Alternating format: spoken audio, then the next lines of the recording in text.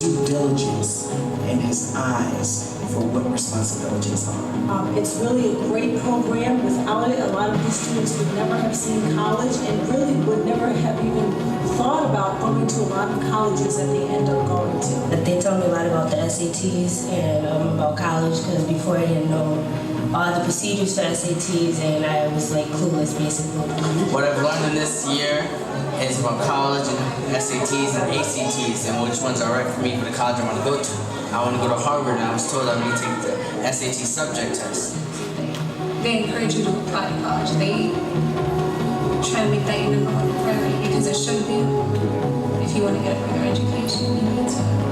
If you want to be successful, you need to get a further education. Encouraging and very hopeful, because without it, I might not be going to college.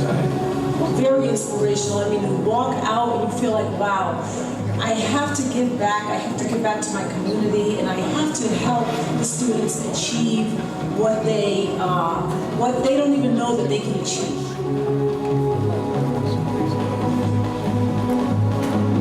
Granville helped me.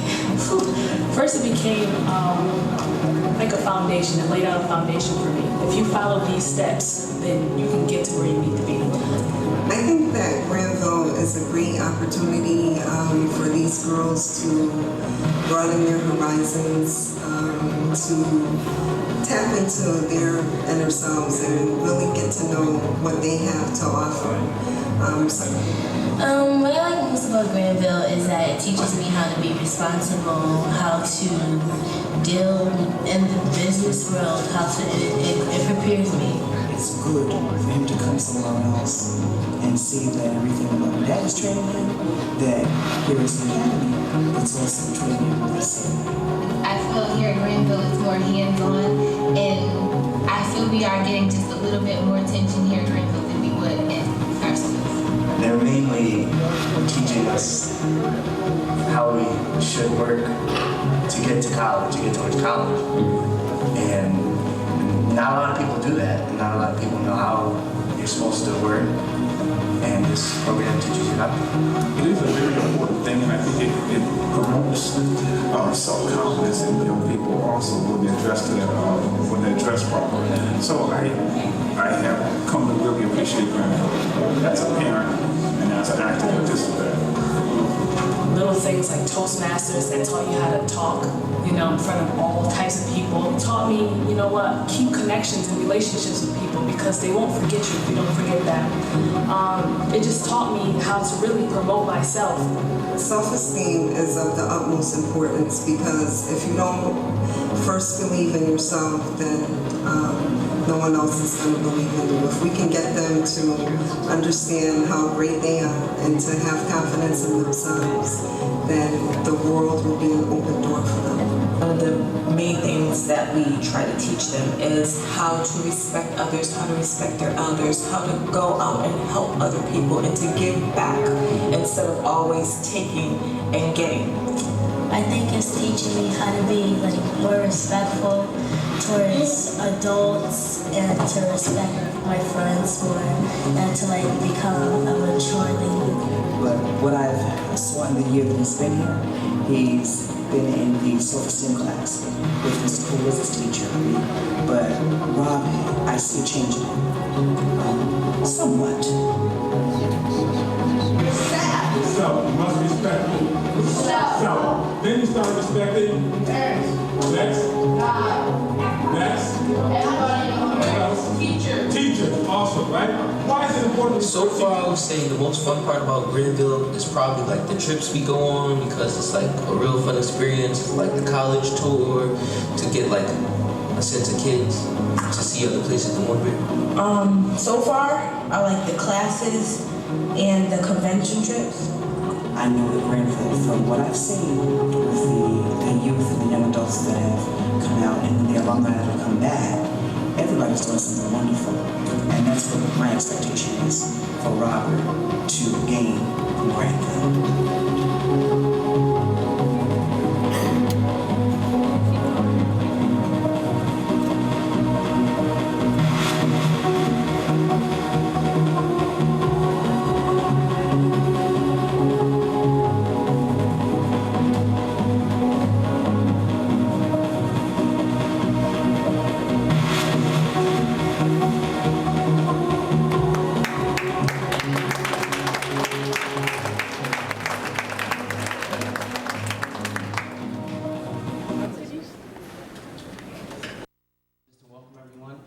give a quick introduction of who I am. I'm Salam Miasho. I attend Crosby High School. I'm a senior, National Honor Society class president, the whole 9 yards, and it's all thanks to that guy over there because he's helped mold me. Go ahead, clap.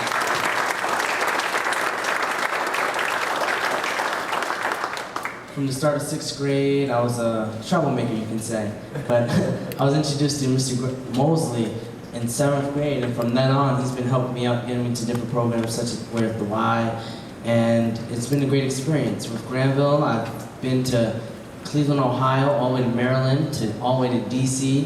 I've seen John McCain, I've met senators, I've done so much different experience and had such a good time with it that I don't know where I'd be without it. Like, without Granville and how it molded me to become a mature young man I am today, and it helped me out in the business world to have certain etiquette manners and different distinctions on how to handle myself in different parts of society to get along in the world. So with that, I just say welcome everyone and have a great presentation. It will be good.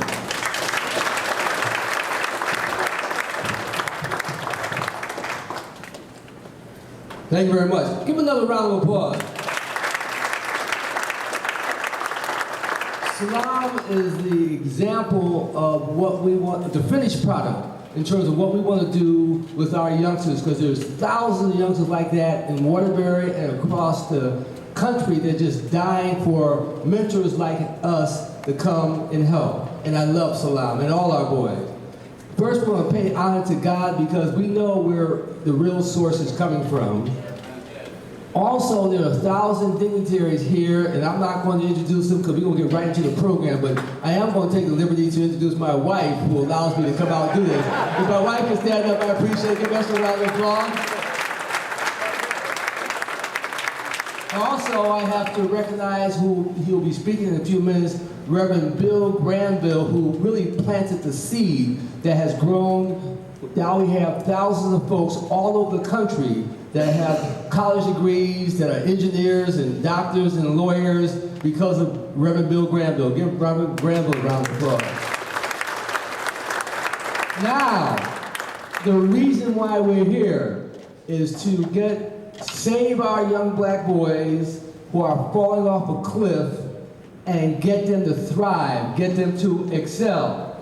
And I don't have to bore you with all the statistics, but I'll just give you one.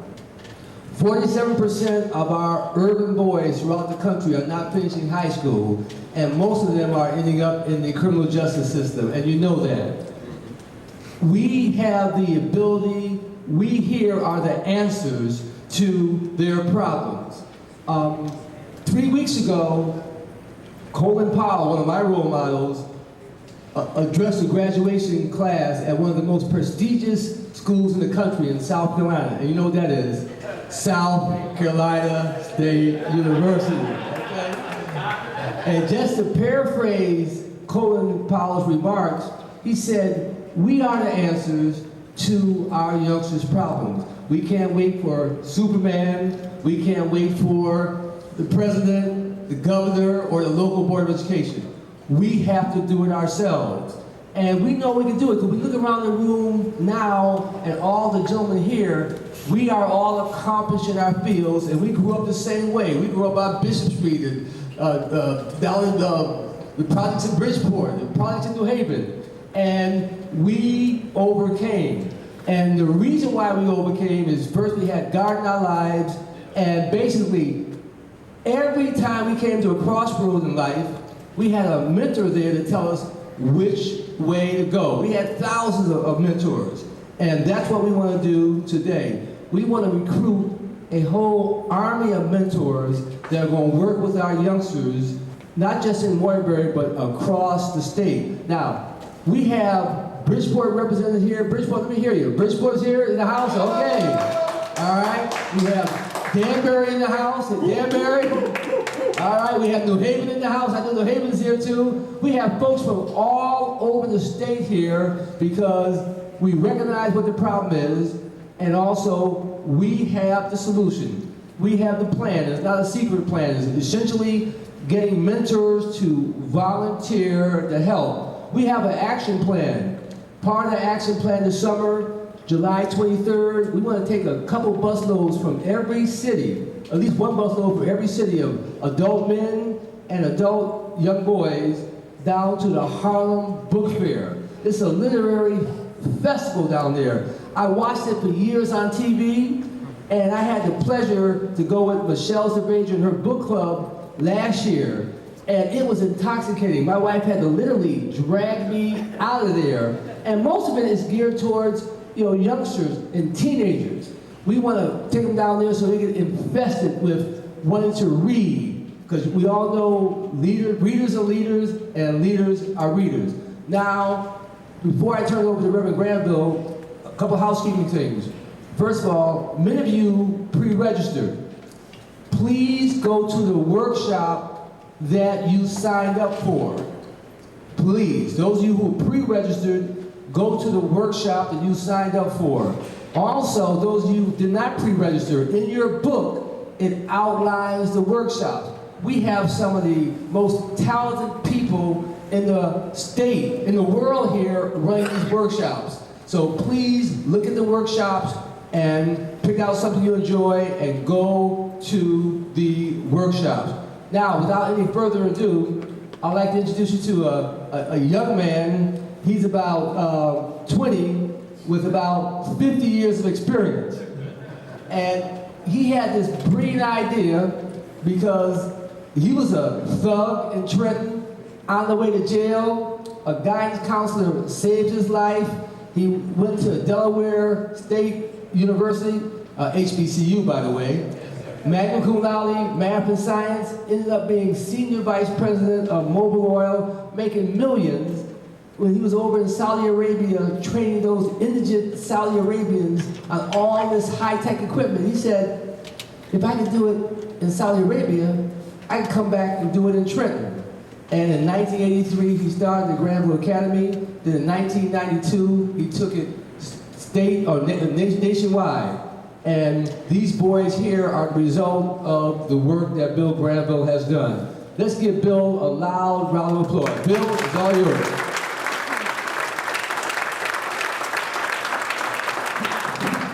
Well, thank you very much. Greetings this morning. It's good to be back home again. I do consider Waterbury to be my home. Mosley and I got started when Mosley was a great reader, as you know. He wrote me a letter, and he was talking about, he had heard about the Granville Academy. The first academy was started in Trenton, New Jersey, Princeton, New Jersey area, and then we expanded to Cleveland because an attorney up there, these attorneys are always around me, right? A Caucasian attorney, he wrote to me and said, listen, I like what you did in terms of the concept for the Granville Academy. And he just started sending me checks, and that's good as a brother. And so I'm just going to do it what I do with my checks. I tithe and I give it to Granville Academy and generously where I can otherwise. So it's good to be back home. Even though Waterbury is the third affiliate of our 14 now, it's the most, prodigious in terms of knowledge, wisdom, innovation, and so on. So I always I'm a value for value person, you know. We come from a community in general, we always want people to give, okay? But we want to give ourselves, give back and so on. So I'm coming down here, I'm here today to not only share, but to lift something up from the other affiliates, for the other affiliates. So this is a pilot program as far as I'm concerned. And the Granville Academy started with 9th to 12th graders. And the reason it started that age, because that's the age where I thought it was to be most productive because of the things that I've done in my life with the gangs and so on. I led the East Trenton Whips gang in New Jersey when I was coming up. And so I just thought it was just a nice age to start with and teach them something. Then Mosley comes along, as always innovative, and he started bringing some 5th graders in. First just had them tangentially bring them to the national board meetings, but now he has them in an integral part of the program. I see them on YouTube, and they are the pilot for what we're going into next. I'm happy to say, where are the fifth graders? Please stand up to start it out.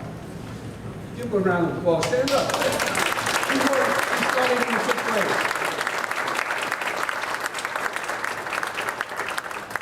I just want to thank you. Stay standing. There's nothing wrong. You look so great.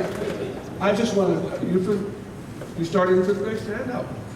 There's nothing wrong with it. Listen. I got to do that. Stand up, sure. Stretch your stuff.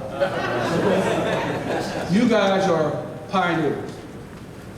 Pioneers. Because of what you, any other fifth graders in here started in fifth grade? You all are pioneers because of what you all have done. Guess what we're going to do? We're going to start this program that used to be going from 8th to 12th in all our cities, 14 of them. It's going to be starting in 5th grade. So I congratulate each of you role models. And let me give you something. I'd like to hand you. Each of you will take $5, okay?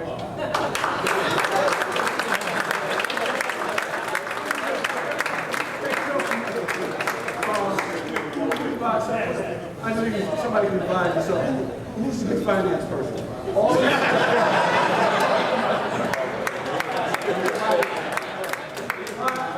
$5 apiece now. Okay? So I'm making it, listen now, I'm an investor. I just don't go out giving out money. I expect a what? Return on investment. That's the way the people on Wall Street talk. They don't talk, they want to, you're either an asset or liability. There you go. So that's what the program is about. We teach these young people, okay, that they need to know how this country works from a bottom line perspective. They know basketball, hoops and dupes, and they know how to, I can get down there. I can do all that. All right now. All right, be careful there. but you know, there's a time for everything. For young people, you are going to take it to another level. We can play the basketball and dance and do all that, and talk the big game, but you all have to take advantage of the economic mainstream from a global perspective. There's 195 countries in the United Nations.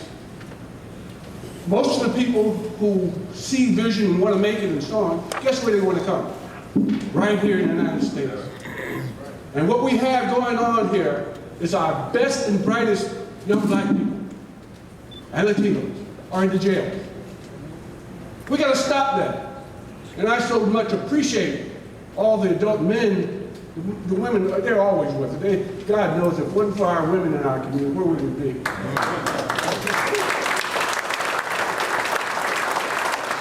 the men, all the men, stand up, just stand up.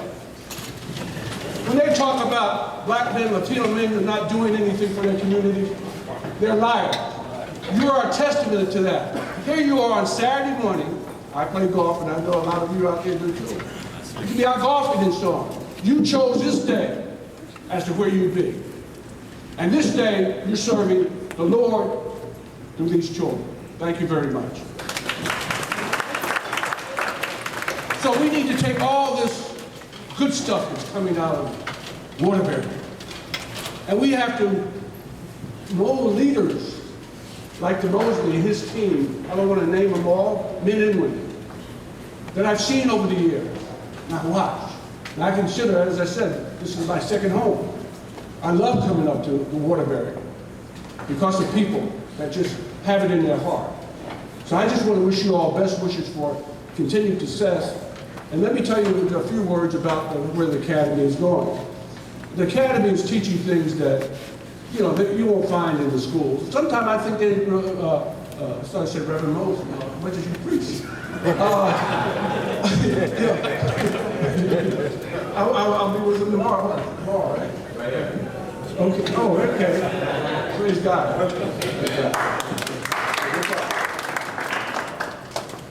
So we're looking to make many Mosleys and adult people that I see around Waterbury. You all are about something, and I really appreciate that. I see it on the golf course when I play golf with you all. I see it as I move around the community. And he made sure I walk through all of Waterbury over my years here, so I feel very much at home. The Granville Academy Young people, take notes, it's okay. We live in a free enterprise system. It's the global marketplace. In this marketplace, you're either an asset or you're a liability. That's the way they look at it. And unfortunately, when they look at us in our community, they look at us all as a liability.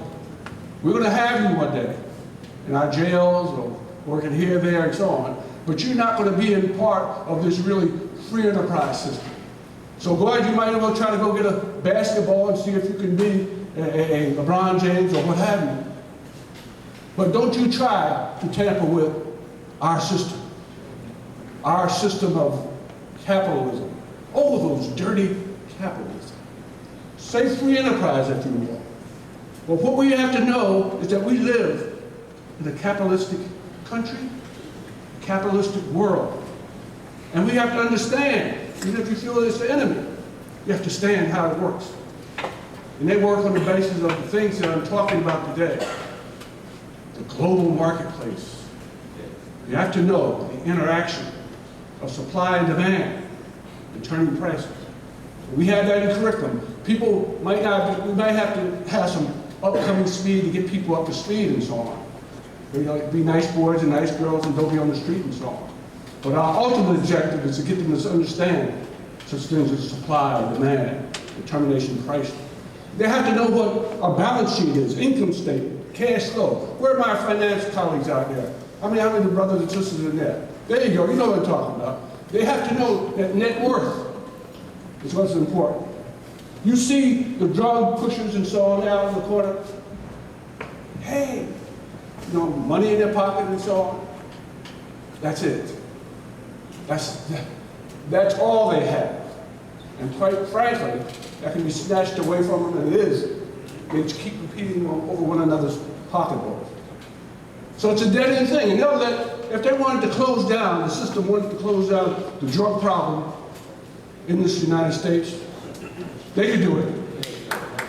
But as long as it's us sticking these needles and doing this, it's okay. But you go, I live down there in Princeton. You go one step out of Trenton, New Jersey, where about seven people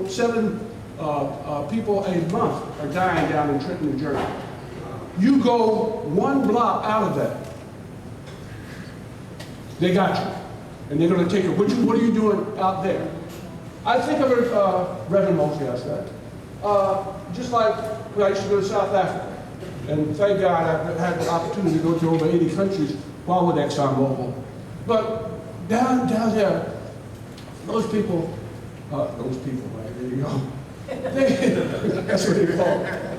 You know, even down there, you know, they have the whole spirit of wanting to make it and so on. They're trapped down with all kinds of problems because they don't understand how the system operates. I'll go more into that, but I'll have to sit down in a minute. But the second thing was accounting and finance. We must know this. You must know, and I know some bankers out there, you must know that you run through the bank and want to start an account. But you also know, you should know before you go to the banks. I have a banking account and so on. But remember what goes into the bank statements and so on. If you don't use your money and so on, you have to close your account. And there's all kind of fees and so on. And I'm not anti-bank, but you got to understand that a lot of our money is wrapped up in that. So we try to teach our kids also about the marketplace, even if they can't afford any shares right now. The marketplace, if you invest in stocks, give you return on your investment, in terms of you get bonuses. If you work and so on, if you go, like these young people are going now, you want to get into stock options, they'll go for people who really show that they can shine and so on. So we have to get into understanding the financial markets, even if we don't have the money to do it right now. We must learn why there's so much talk every day about the closing on Wall Street, the International Monetary Fund, and so on. We are lost when it comes to that. So that's one of the things we have in the academy. But we're not all into hard things, and I can go into the rest, certainly technology. Every one of you all, that can, young people that can go into science, engineering, technology, and so on, God bless you. This is what our community is about. How many of you young people are interested in science, engineering, technology? Stand up, stand up, stand up, stand up. I charge the adults who are in science, engineering, keep standing, keep standing. It's not more than that. I guess the young ladies are not here.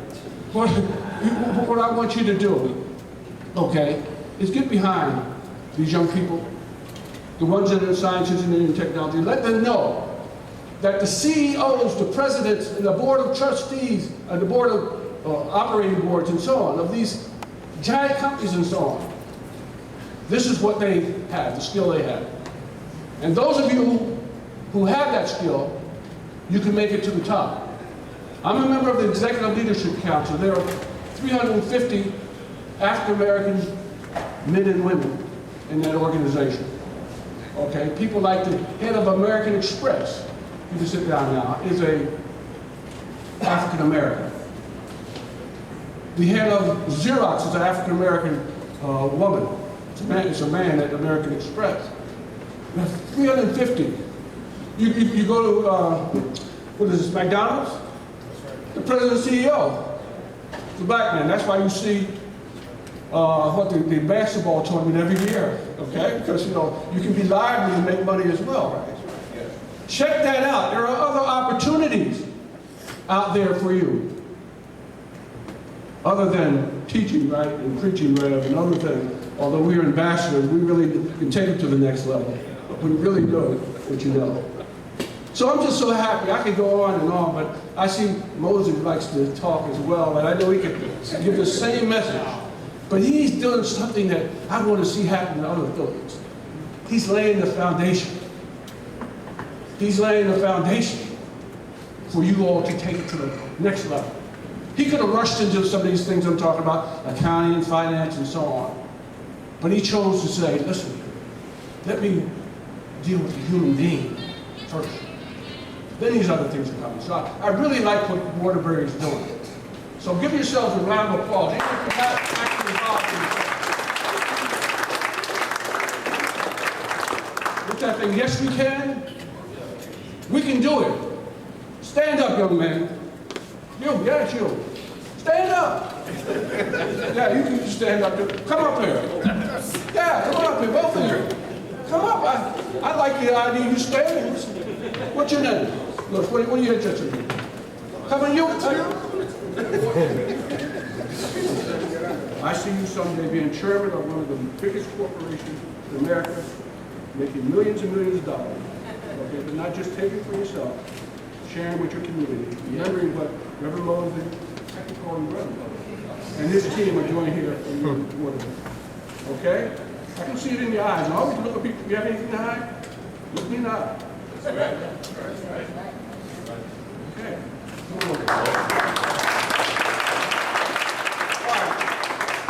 How old are you? 30. How old are you? Okay. I want you to, I have to sit down now and go on and on. You know. I want you to tell the audience what you heard from me today. Please. Go ahead. Wow, wow. I mean, did you hear anything? Like you heard me just talk too much? Listen, this is what's going to happen when you go for that good job. You know what they're going to do? You said, okay, what do you think about this company? You will have done your homework. All right? So take it. If you want him to go first. Yeah. Get yourself together. Give him a round of applause, huh?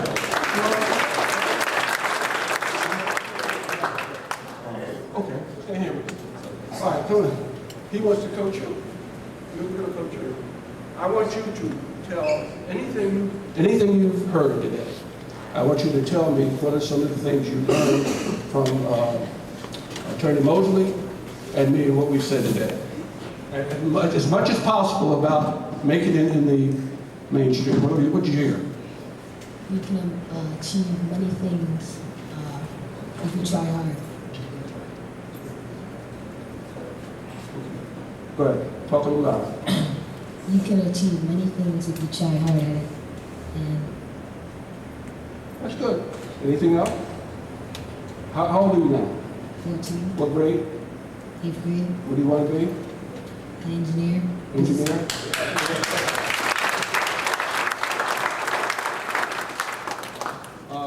Not pat myself on the back, but I helped start something called the Black Engineer of the Year Awards.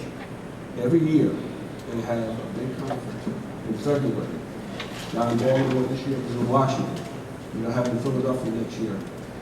Moses, he should be at this conference, okay? So we'll take him up to the conference there in Philadelphia. So there's all kinds of engineers. Next time I see you, I want you to tell me what kind of engineer was it? Business engineer, okay, economics. We certainly need that in our community. Okay, stay put. Okay, listen, I want you to take some notes about this. Okay? I want you to watch him, okay? Can you do that? Did you get to know him? And when I come back to Waterbury, I want you to tell me, something, how he's doing and so on. Other than his parents, I know I'm going to see his parents and talk to them and so on. But will you be his big brother? Okay, good. Give him a round of applause. It's time for you to sit down, he said. I can go on and on as you go.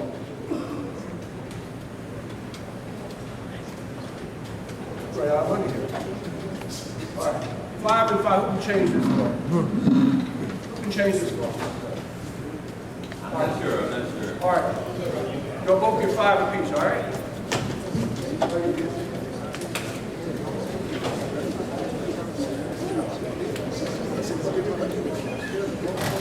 All right, thank you very much.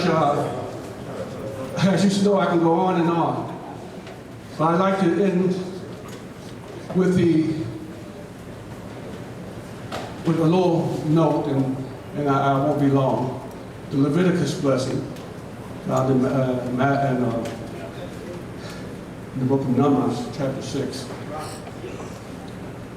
The Lord bless you and keep you. The Lord make his face shine upon thee and be gracious unto thee. The Lord lift up his countenance upon each of you. The Lord keep you all the way. Amen. Amen.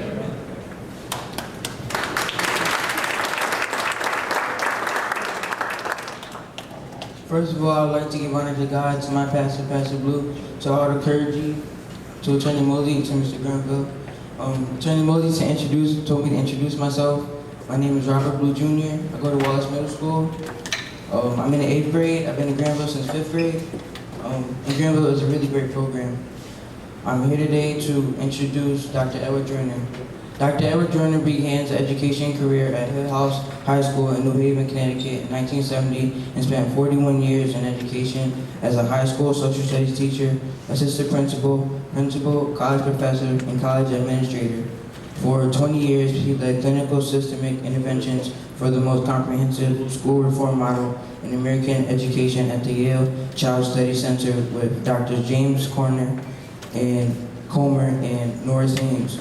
He has worked throughout the United States and the world training educators, parents, students, and policymakers to improve their collective capacity to educate and develop children.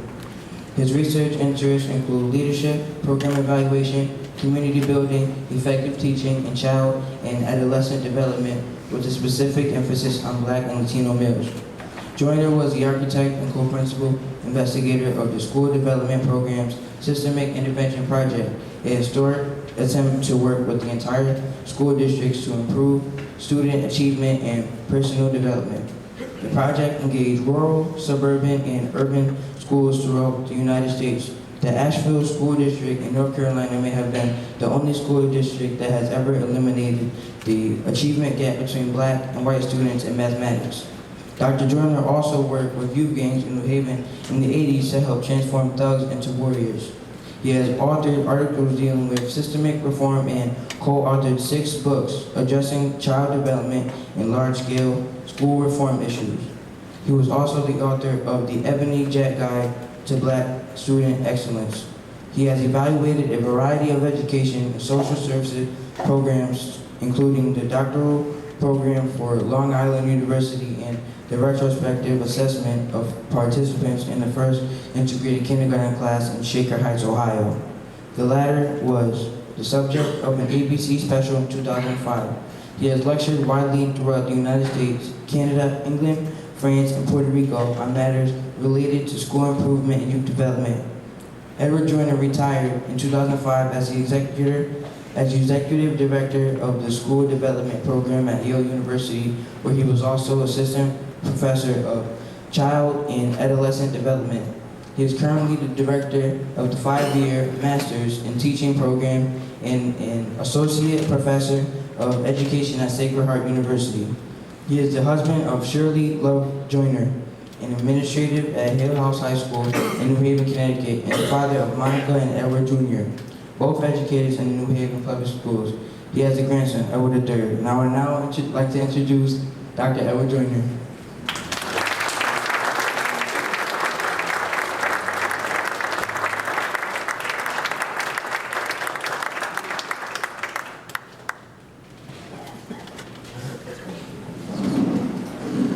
Testing. First of all, thanks for the introduction. Mr. Blue, thank you very much. You're a great reader. Of course, having North Carolina roots, I can understand that. In fact, Mr. Mosley, Attorney Mosley, took one of the prettiest girls on our campus and married her. So, good taste, brother, good taste. I have 15 minutes, so I want to be respectful of that and put my watch right here and try to go through this as quickly as I can. There's a whole lot I'd like to say to you guys. There's so much to say about where we are now in 2011 as a community. But before I do that, I'd like to recognize a couple of people here that I think well of. First of all, I don't know if this city has ever honored Maurice Mosley, but if you haven't, you should. Because he's one of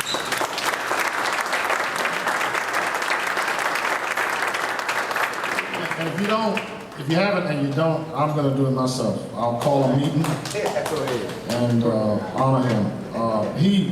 When I did the keynote for the opening of school, I hope this doesn't count my 15. We were on our way back, and I said, well, we need a conference to start a movement so we can help some of our boys. And I plan to do it by myself. You know, working with the young men I work with at Yale and some of our students at Sacred Heart. And he took this idea.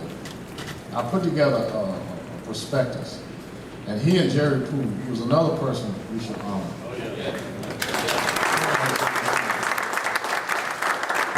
They took this and they breathed life into it. And it was collaborative. We had a lot of lunches and breakfasts. They owe me because I paid for all the lunches and breakfasts. They tried to pay, but I just didn't feel like, as hard as they worked, that the least I could do is get them a lunch. So these are two phenomenal men, and they are doing exactly what God wants men to do. There are two other young men in here that I think the world of. One, I call him my little brother, but he's bigger than I am. He's a lot younger than I am. And he and I work together in Bridgeport without any resources other than our own concern to try to help the sons of incarcerated males as well as those young men themselves. And he does a lot more than I do. I gave him a PhD in streetology. Kenny Jackson, could you stand up? This is my little brother.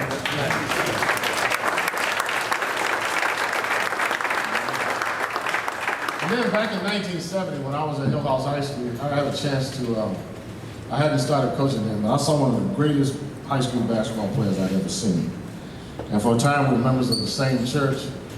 The good thing about this young man is that he was a phenomenal athlete, but he was also very humble. Sometimes you don't find that quality in great athletes, humility and great ability. And, well, would you stand up, Walt Luckett?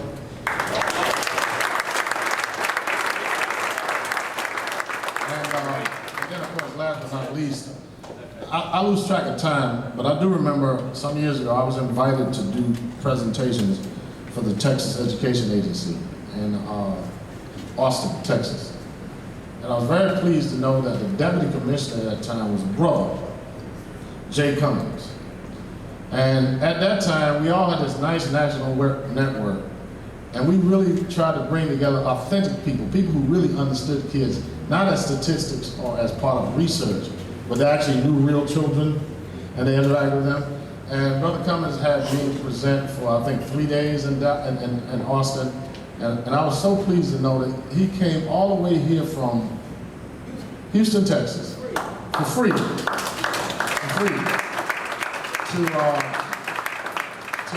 support this program. And the thing about it is I had a civil rights flashback because I've studied the movement as an academic, but I've also played a minor role in the movement when I worked with Reverend Carol Felton in Elizabeth City for the Southern Christian Leadership Conference. In fact, I was with Reverend Felton when Dr. King was assassinated. We were doing voter registration. And in that movement, a great deal was done on a wing and a prayer. People didn't have a whole lot, but they gave their time and their efforts. And there's a superhero in the room who did that to create this organization, and that's Reverend Graham. And he's a Delaware home. I have a plaque in my house for sending large numbers of students when Dr. Delano was the president. In fact, he wanted me to come and work at Delaware State at one point. And my wife doesn't want to move. Sometimes in the house she doesn't want to move. She's not here. Don't tell her, Esther. Don't you tell her. She's not here. You know, they went to college together also. And then, of course, one of the finest principals in the country is John Russell. And you have to be a good person before you become a good principal. So I know I spent some time, and I hope that there aren't people in here that maybe I should have recognized that I didn't. I'll catch you on another one. And I'd also like to say, now you guys are pretty light-skinned, so I don't know whether you're white or Latino, but I'm glad that you're here. And I tell young people that I mentor, anybody that loves you is your family.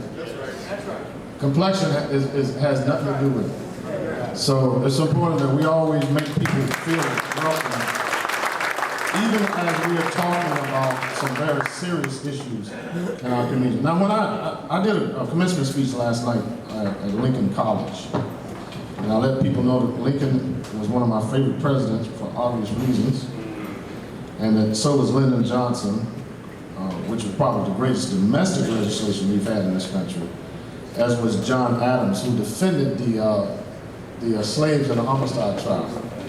You know, let them know a little history, and I think it's really important for the young people in this room to know that.